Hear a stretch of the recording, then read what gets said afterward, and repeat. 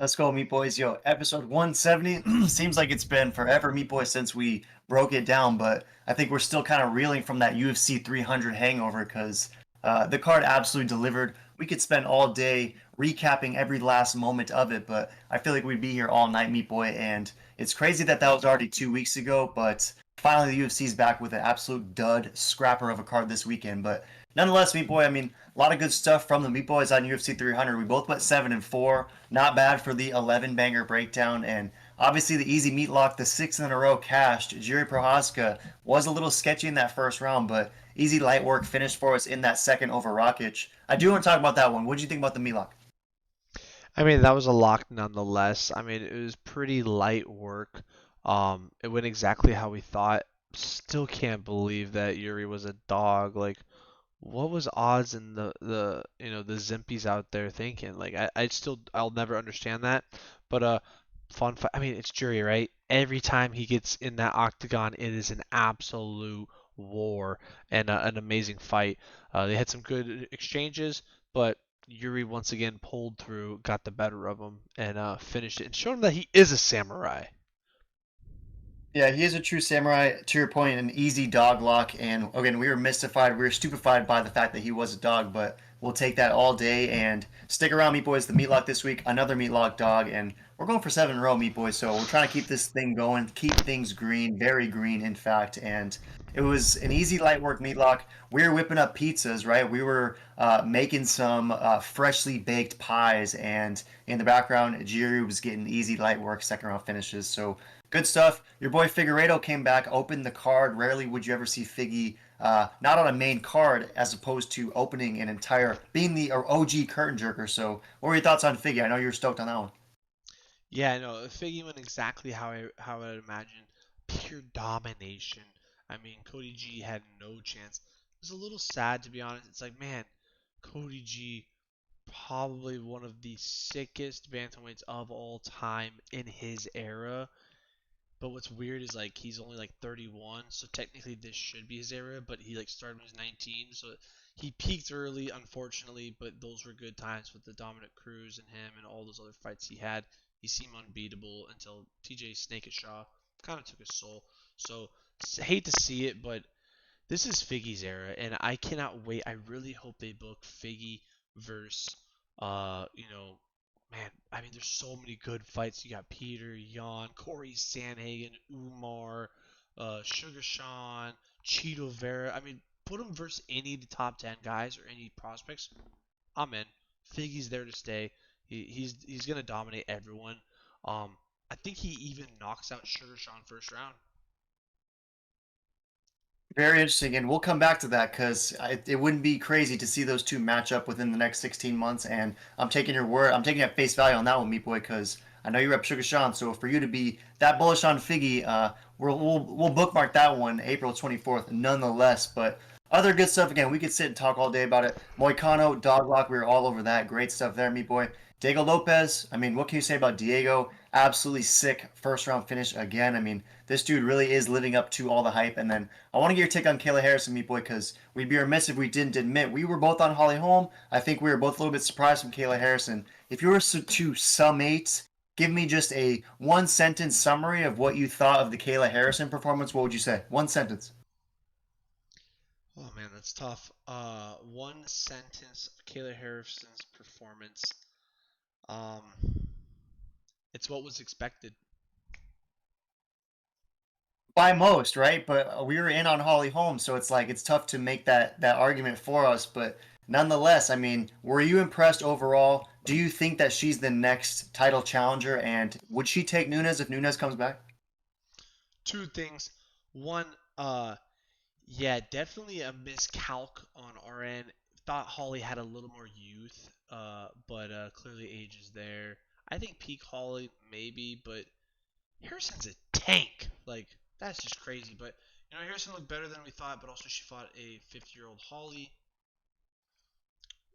She would absolutely get mauled by Nunes. That's why she did not call her out. If she thought she could win, she would call her out. She wants that I mean who's Rocky Pennington fight. That's the fight she wants. which which would make sense, right? That's probably easy. How about, do you think Kayla Harrison wins that one versus Pennington? That's easier than Holly. Yeah, yeah. Like, It's probably easy light work, and I'm curious to see if they go that route, and if so, if then Nunes comes back, because I think that might be an interesting fight, Meat Boy. I mean, we saw earlier today, Kayla Harrison was weighing 160 pounds when she fought. I mean, that's pretty crazy. Definitely a different beast, a different animal we've seen in that division for sure. Bo Nickel came, got a W. Oliveira versus Arman, split decision. Arman was in some dangerous, precarious moments, but the submission threat was only enough to warrant one judge the winner for Charles. I think most thought Arman won that. I was hopeful they'd give it to Oliveira, but made sense it went to Arman. BMF, quickly, Meat Boy. What do you think about Max Holloway versus Gaethje? What's next for Max Holloway?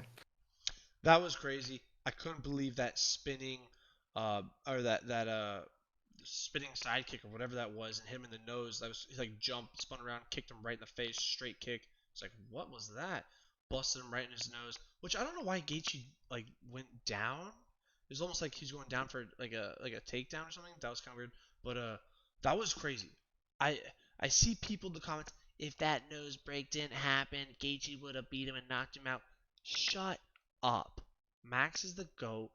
I didn't see that coming at all. I thought it was either be maybe competitive, maybe Max could win, but I thought Gaethje was actually going to win. I thought Gaethje was going to win by leg kick because he's in check calf kicks. Turns out Max doesn't care anyway, and he's that. Like, I don't know why I doubted him. Ugh, I'm sad that I even doubted my boy Max, but I just thought Gaethje was too big. But it makes me think of that Dustin Poirier fight. And we talked Max about looked like what is good. Max, and not to cut you off, we talked about it though, like the fight Max versus Dustin, 10 days notice, right? Not a full camp, not a full opportunity to really prepare for the weight. It was Yeah. clear Max Holloway did it the right way. I was very stoked to have been on the right side of that one. Stoked that I was accurate with the BMF, the blessed man forever, as Max is calling it going forward. So I'm curious to see what they do with Max. I hope that, I honestly, if Connor somehow gets through Chandler in June, then Max versus Connor to me for the BMF is a no-brainer, but we'll see what happens there. Weili Zhang versus Yan in the co-meet, China versus China. Yan, basically similar to Armin, was very near being choked out. She was even kind of out. Essentially, there's the whole smelling salt controversy. Some are saying she went to the corner, had smelling salt. Those brought her back to consciousness, but she was essentially flirting with the other side after a deep choke from Weili Zhang and was able to survive and even thrive in moments afterwards. So kudos to Yan. Still lost the decision, but great performance from her. And then the meat event, Pereira versus Jamal Hill. I thought Jamal Hill was going to display a lot more. I personally thought it just seemed like he was a little bit distracted. I thought that maybe he knew something that no one else did, but it turned out, in my opinion, to be the opposite in the sense that I think he was really. You might have even used the verbiage in the video, sniffing his own farts too much, and as a result, he just seemed distracted to me. Like even the breaking the arrow when Poetan was coming out, like it seemed a lot. It seemed very extra, and I don't know. I thought Jamal was going to get it done, but he got absolutely slept. So, what were your thoughts on Poetan Hill before we break down this card? Yeah, it almost felt like Hill wasn't being himself, almost a forced. I don't know. He was like, I think this is what you do to sell pay-per-views. It's like, hey buddy, that's what you do a month before the fight, not at the fight. Like everyone already paid. We don't need to see these antics, which I've never seen him do those types of things. Mugging him, breaks the bow, like I don't know. Didn't make any sense. Also, didn't add value. Didn't add more hype. The hype was already there. Uh, if he showed up, that's what would have been best. But he wanted to break a imaginary bow instead of fight. What was it? The first exchange, he got knocked out first minute. Truly unfortunate. I hate to see when guys get snuffed like that and then get snuffed a few more on the ground. I don't like that he's making a return this quick, but kind of went exactly how I saw it. I thought he was going to knock him out early and often. I didn't think it was going to be the first minute, though. I thought maybe. I didn't think he was going to go Sean Strickland with him. Like, that was crazy. That was so sick, though. That was one of the sickest ways to end UFC 300, in my opinion. Yeah, it was the perfect capstone on the evening for sure, and the way it unfolded too. I mean, especially after we got the Max Holloway last second of the fight point to the ground knockout, and then in the meat event we get the stiff arm of Herb Dean trying to intervene in what looked like a groin shot. Poetan says no thanks, steps on the foot of Jamal Hill, keeps his back, like keeps him pinned to the mat, seemingly was sort of what it looked like, and then just cracks him with just a stiff shot. Absolutely amazing stuff for sure. And to your point, I mean, we never want to criticize a guy who's trying to promote a fight, right? If Jamal Hill was out there trying to promote and sell UFC 300, I can respect that, but it did seem like he wasn't himself to use the words you used because I don't know, it seemed like a little bit of overkill and maybe to the point of distraction for sure. But nonetheless, like you said, he's making a quick return. We'll see how he comes back after getting absolutely slept by Poetan. So good stuff, Meat Boy. I mean, we tried to keep UFC 300 recap short, but it was basically impossible to not. I mean, we could have sat and talked for an hour on that whole card. So any last thoughts on 300, or are you ready to swap us over to an absolute dud of a post 300 card? Yeah, no, no. Let's switch over the dud. Throw in the comments what was your favorite fight of 300, and was there any upsets or exactly how you guys thought? Let us know your thoughts below. But yeah, let's switch over to Meatlock. Yeah, let us know. Swap us over, Meat Boy. And real quick, before we even talk about this whole card, does this seem like a promotional miss, this UFC card? I mean, here's my case, Meat Boy, and let me know if you think I'm onto anything, but UFC 300, right? Marketed to hopefully what they intended to be at least somewhat of a new audience, right? New UFC fans, hopefully watching UFC 300, watching Jiri on the prelims, watching all those bangers of fights on the ESPN free card, essentially. And then the first card, UFC 300, is this card, Alex Perez versus Matthias Nicolau. Like, if there was ever new fans coming to watch the UFC and the next fight available, that next fight card available is a free Apex card, why would they not stack it with better talent? Because this card is absolutely scrappy. Am I on anything with that? You know what they say, once you're a customer for life. They got you with that UFC 300, and guess what? You're not canceling it for this card. You're going to accept this absolute duster of a free card, and then you're going to wait for the Connor fight. Yeah, I guess that's probably unfortunately true. I guess in my head, I'm just thinking like, all right, we got all these new eyes. Let's keep these guys here by giving them some sort of talent stacked card. I mean, this to me is one of the scrappiest cards we've seen in a while. It reminds me of the what was the main event maybe 6 months ago? Not Marvin Vittori. What was the? Jared Cannonier Marmatory? No, even worse than that. It was a card Not headlined like by this. two absolute studs. Any any recollection? It'll come to me as we're breaking this down, Meat Boy. But this card basically reminds me of that, and I'll reference it in 5 minutes when it pops I in know my what you're head. talking But about, 'cause I remember this we card, talked about that, yeah. we talked about it for sure, and this card just reminds me of that absolute dud of a card. And we alluded to it earlier, but you see on the screen, Austin Lane is plus 210, taking on Janata Diaz minus 258, who is making his debut. He's a guy with an extensive background in other disciplines, but taking on Austin Lane, the plus 210 dog, and we're rolling with the dog lock in this one. Former NFL player, former Jacksonville Jaguar, current UFC fighter, and not one that we would traditionally meatlock, but when the card gets as scrappy as it does, if there's better value elsewhere, then you'll have to comment down below and let us know because we're thinking Austin Lane at plus 210, a guy with a little bit of UFC fight experience, a dude who should hopefully be a little bit more well rounded than Janata Diaz, who we think is going to be a one trick pony with the strike. So we're taking Austin Lane. I might even describe it, Meat Boy, and we don't do this frequently, but a reluctant meatlock because this was one we went back and forth on, and ultimately we're settling on Austin Lane having the greatest value for this entire card at plus 210. So, what are your thoughts on this meatlock dog? It's pretty scrappy. Yeah, very scrappy nonetheless, but I like the odds. I like Austin Lang. He either gets knocked out or gets a knockout, so this is gonna be a barn burner of thicky boys. But I gotta imagine, I did a little bit of research on his opponent. He's definitely an MMA guy. He has no athleticism. He has no other. You can just tell there's no other background in anything in life besides maybe MMA, but it's not that good. Like he just doesn't look that good. He doesn't look like an athlete. I think Austin Lane is good enough, and I think his superior athleticism should be able to get him this victory as long as he doesn't let his opponent get in on the inside like he let Tafa do. Because one shot from these big boys and you're going down. It doesn't matter how hard these guys hit in football. Getting hit by an absolute 500-ton mega fist hits different. So this is a barn burner, a little sus, but I think a dog lock nonetheless.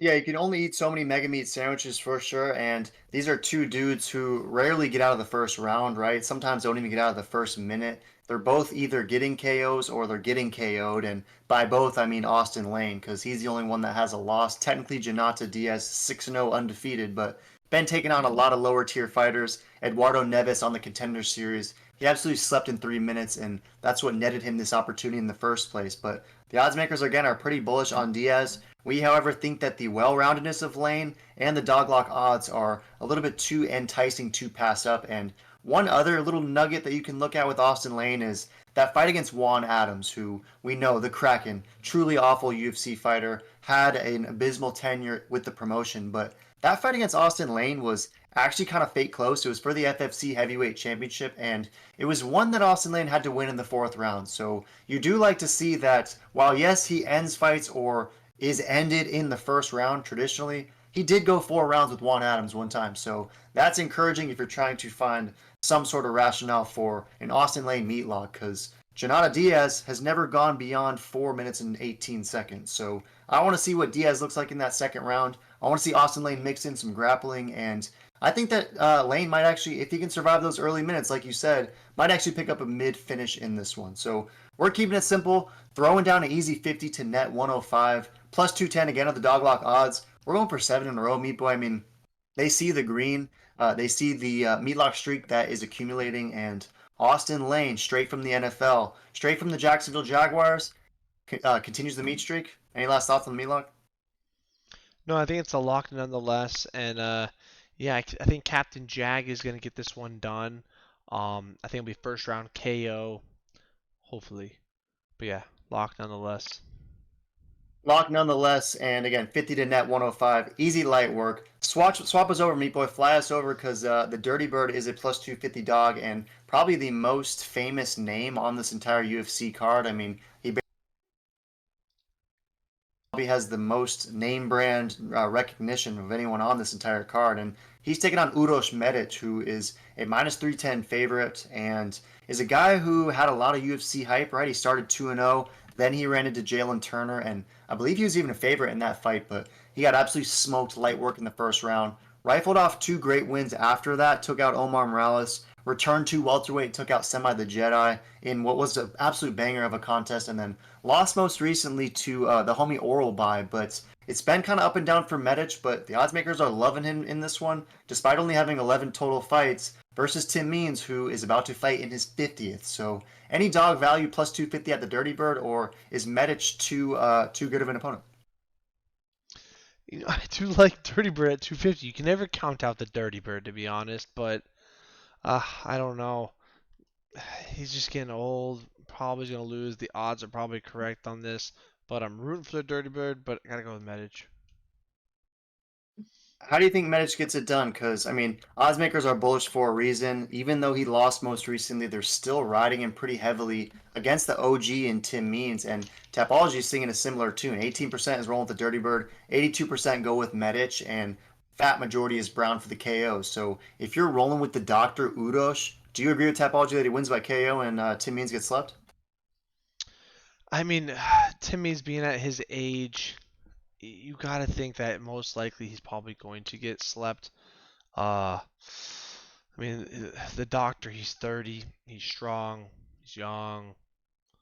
I mean, unless it gets to the ground, maybe Tim can pull off a submission. I just don't see Tim having that power to, beat the doctor on the feet. Maybe he can decision him, but I think this is one of those tough ones where I think the young chap is just going to decimate from beginning to end. Yeah, this one's very close for me personally. I think minus 310 is a little bit too pricey for the Doctor, especially given he only has 11 total fights. And those 2 wins, or like the 2 impressive wins in the UFC, Omar Morales, Semi the Jedi, I think that Tim Means versus both those guys might be closer. I mean, Semi the Jedi versus Tim Means, I don't know, that's kind of an interesting matchup. I'd like to see that one, but I wonder how good the competition is that Uros Medic has beat, because the 2 times we've seen him against elite guys, that being Miktabek Oralby and Jalen Turner, he's got absolutely smoked. So the Dirty Bird at plus 250 value, Meat Boy, I don't know. For me, it's kind of salivating. And the fact that the last time we saw the Dirty Bird, late 2023, fight of the night against your former boy, Andre Fiallo, who is truly awful, but nonetheless, Tim Means, easy light work finish in that one. So I think he's going to survive early dangerous moments, Meat Boy, and I'm fading the doctor in this one. I'm going with the Dirty Bird, taking the Dirty Bird over the doctor, and I think he wins a close decision, maybe even a split decision,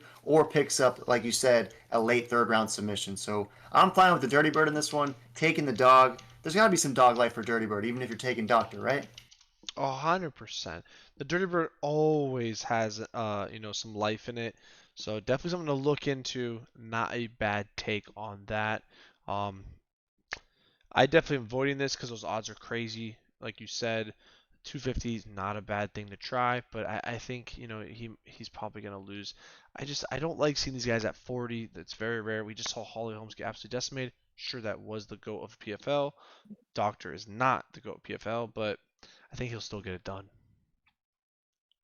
100% should be interesting. Comment down below. Let us know if you're rolling with the doctor or if you're flying with the dirty bird. But nonetheless, me boy, flies over the next one. JSP Jonathan Pierce taking on David Onama. David Obamna in this one is plus 140, minus 166 is JSP, who was on a beautiful five-fight win streak. Then just got smoked by Joe Anderson Brito, and it was a weird fight because JSP pretty much dominated Brito in that first round, but then Brito found a beautiful moment to capitalize on a ninja choke in the second, and the fight quickly turned on a dime. But the live odds were for JSP. Everything, all the indicators were that JSP was going to continue his win streak, and then got swept up by a Brito sub. But before that, he was on again that nice win streak. Darren Elkins he took out. Kai Kamaka he sent to PFL. Omar Morales, another common opponent from the last breakdown, and he's minus 166 despite having just lost via that ninja choke. And he's taking on Obama, who interesting story for him, right? One of those James Krause fighters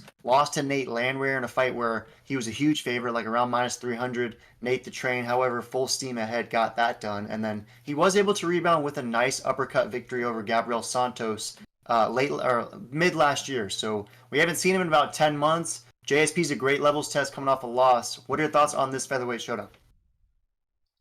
Yeah, I think JSP is going to absolutely ragdoll him in this. JSP's, I mean, he didn't look good his last bout, but he should bounce back. The kid is no joke. He is no joke. He's very talented, very young. He's only 31, but I was also surprised to see that the new silent assassin, David Obamna, is a little bit younger, 29 years old. And I say the new silent assassin because you wonder what's up with Vicente Luque, and perhaps David Onama is here to take that moniker. But if you're taking JSP, where do you see the advantages? Because you would think that JSP is way bigger, right? He's usually the massive featherweight in there, bigger than all these guys. He's 6 foot. Oh, Nama's 5'11. 71-inch reach only for JSP, 74-inch reach for the Silent Assassin. So where do you see JSP having the advantages? And if he smokes Silent Assassin, is it early or often? Oh, I think he's gonna have advantages definitely on the ground. On the feet, maybe not so much, but the later the fight goes, JSP's gonna have more advantage. If you look back at Nate Landwehr basically beat him with grappling, heart, grit, and determination. I mean, he was losing that fight pretty much the whole time until the guy gassed out. So maybe JSP can be tough like Nate the Train, Landwehr, and get this done. But I think JSP's into GSP Classic, take it to the ground and pound, probably decision, maybe a choke, I don't know, but most likely a decision. Yeah, and I mean he has 14 wins, JSP, and only three of them have been by decision, right? This is a guy who's usually winning by TKO or knockout. Only has two submissions to his name, but we know he is a little bit slick down there. We saw that a little bit against Omar Morales when he got that rear naked, but we haven't seen Obamna succumb to any sort of finish. So if JSP goes out there and is the first one to do it, then that's some impressive stuff for sure. But 57% is rolling with JSP Meat Boy, 43% going with David, and majority for David is Brown. They're going for that KO TKO, and of the JSP backers, basically all of it is based for the decision. So, final call. Are you saying JSP is the first one to finish the Silent Assassin, or is JSP by decision the call? Yeah, I kind of imagine JSP should be getting this done.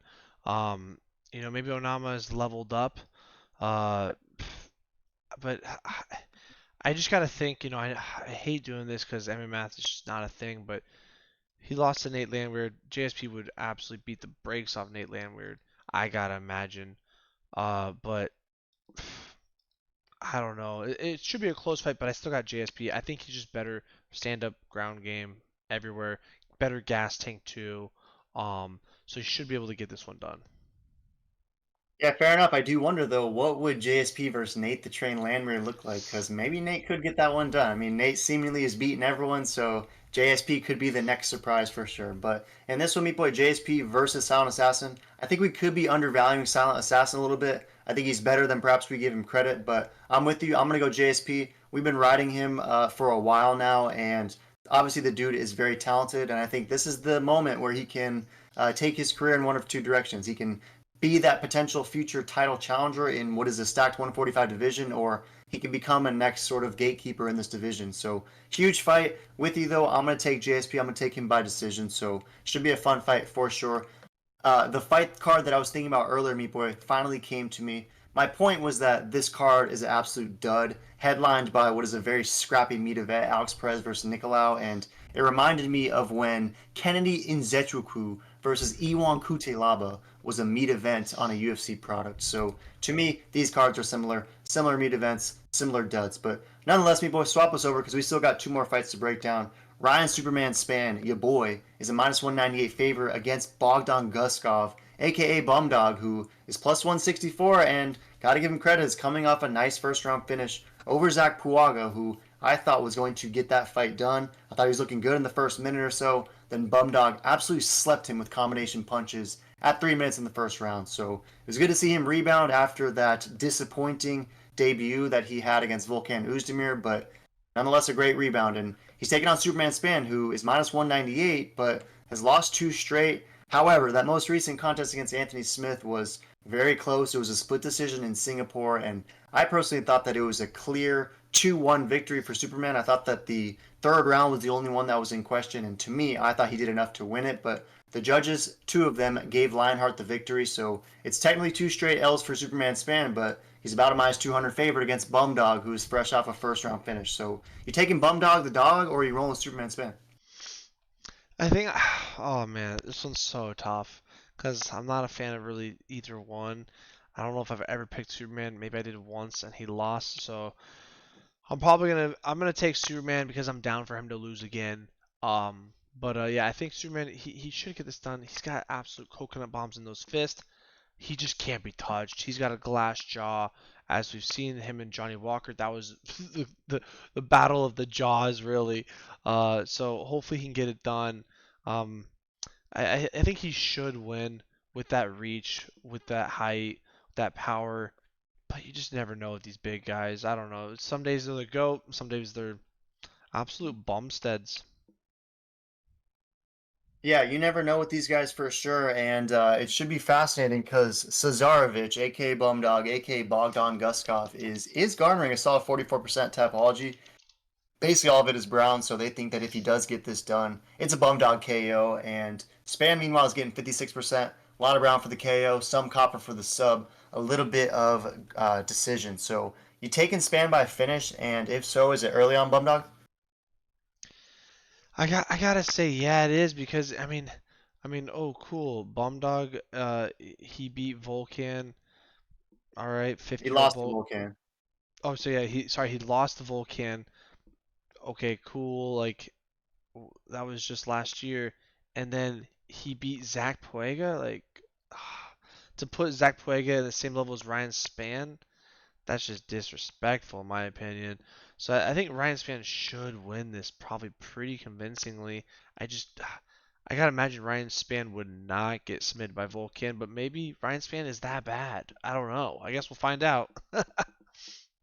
Yeah, I guess we'll find out for sure. And I guess one thing that encourages me, I'm with you. I'm picking Superman Span a little bit reluctantly for sure, especially at minus 200. But what gives me a little bit of encouragement is that Bumdog isn't much of a submission threat. And that is really how Superman Span has been losing those last couple. Nikita Krylov submitted him, Anthony Smith submitted him. Johnny Walker was able to put him out. It was a battle of the worms on that one for sure. But I think the submission threat against Span is what really gets him into a lot of trouble. So I don't really worry about Bumdog having that same arsenal that other guys have had, but I don't know. I don't see Span getting slept by Bumdog, and maybe Guskov is that dude. Diesel would kill me in the comments if I picked Bumdog because I was going pretty hard on him last time against Zach Puaga, but he shut me up good on that one because Zach Pwaga got absolutely slept, and I was the sucker for ever repping Zach Pwaga. But nonetheless, I got to roll with you, Meat Boy. I'm taking Superman Span. I'm gonna go by decision though. Maybe this fight is close. Maybe Bumdog has some good moments, and ultimately I'm gonna take Span at unanimous decision. But it's the co-meet. It might be the best fight on the card. I don't know, Meat Boy. There's not a lot happening on this card for sure. So, you want to swap us over to the meat event? Close it out.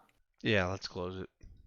Close it out. Alex Perez plus 160, taking on Matthias Nicolau minus 192. He lost most recently, got slept in the first round by Royval. I thought Royval was potentially going to lose that fight, but that was easy light work for Raw Dog. And he's taking on Perez, who has lost 3 straight. However, he did finally go the distance most recently. He made weight, showed up, fought hard against Muhammad Makayev, and he definitely lost the fight, clear decision, but he had his moments, and he did look pretty good against Makayev. So plus 160, is there any dog value for Alex Perez? And what do you make of Nicolau still being a minus 200 favorite despite that recent finish?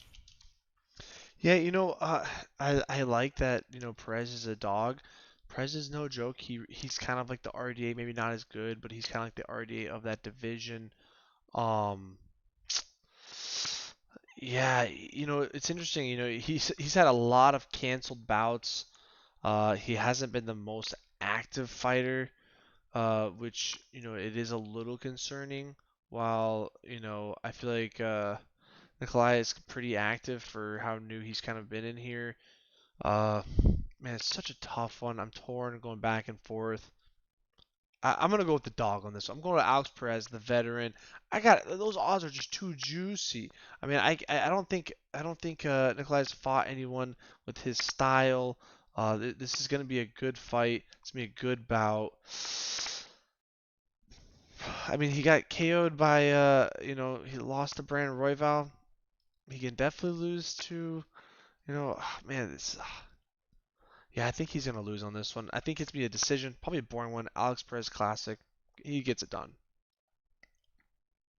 Yeah, this could be a snoozer. I worry what either of these guys look like in rounds 4 and 5. I don't think any of them have gone to a fifth round. We're used to seeing these guys in 3 round contests, so this might get very snooze-like in those championship rounds for sure. But you made the point that perhaps Nicolau hasn't faced anyone stylistically similar to Alex Perez. But if you really look at Nicolau's wins, I mean, some of them are pretty nice, right? Manel Kopp, he took out. It was a split decision. Some thought Manel should have won that fight, and then I think the closest stylistic comp would be Tim Elliott, who Nicolau did have some success against.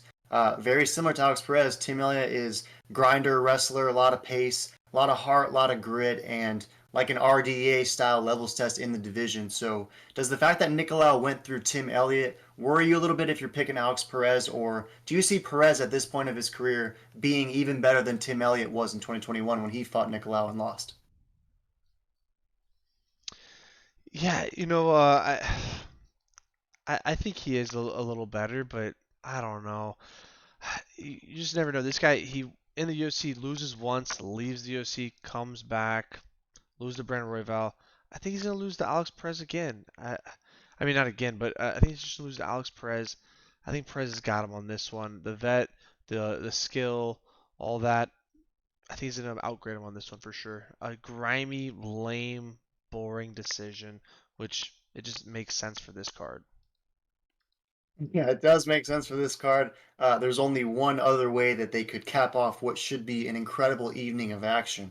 Alex Perez versus Matthias Nicolau. But Tapology's with you, Meat Boy. 88% is rolling Nicolau. It's basically all base, so they think that the 5 minute snooze fest is what we're going to see. 12% meanwhile going with Alex Perez. So fat majority going with Nicolau. I think you offer compelling points. This is a very difficult one to call, Meat Boy, but reluctantly, when I say I've been using that, I think I've been using that word for every prediction on this card. Reluctantly, I'm going to go with Matthias Nicolau in this one. I think decision probably makes the most sense. But I do think this is a back and forth fight, and I do think Alex Perez is going to win some rounds. So this could be closer, and wouldn't be surprising if Perez gets this one done and you call that dog correctly. But I'll take Nicolau. I'll roll with the Tapology casuals on that one, and we'll see what happens. But a pretty scrappy card. I guess really anything in hindsight, Meat Boy would have looked pretty scrappy coming off of UFC 300, but gotta imagine there are sicker fight cards ahead. There definitely are sicker fight cards ahead, but hey, like we always say, sometimes these fight cards that on paper are absolute dusters, they come out to be the true blockbusters. So we'll see what we get in this one. I might be a little discouraged though. Lastly, Meat Boy, 5 breakdowns. What's your record going after this week? You going 5-0? You going 4-1? Or you going 0-5? This could be an 0-5 week for the boys. I don't want to say I'm going 0-5. I'm a little optimistic with my picks. I'm feeling at least a 3-2, so I'm gonna go 3-2. You'll go 3-2. I'm gonna say 2-3. I'm going 2-3, meat boy. Not a lot of confidence on these picks. However, I do think the Meatlock dog is coming through 7th in a row. So if we only get 2 or 3, then one of the 2 or 3 has to be that Meatlock dog. So let's get a 7th in a row. Let's wrap this thing up. Any last thoughts, meat boy? No, usually I say this is a fun fight, but this is, it's Vegas 91. Throw in the comments which fight you're excited for. Smash subscribe.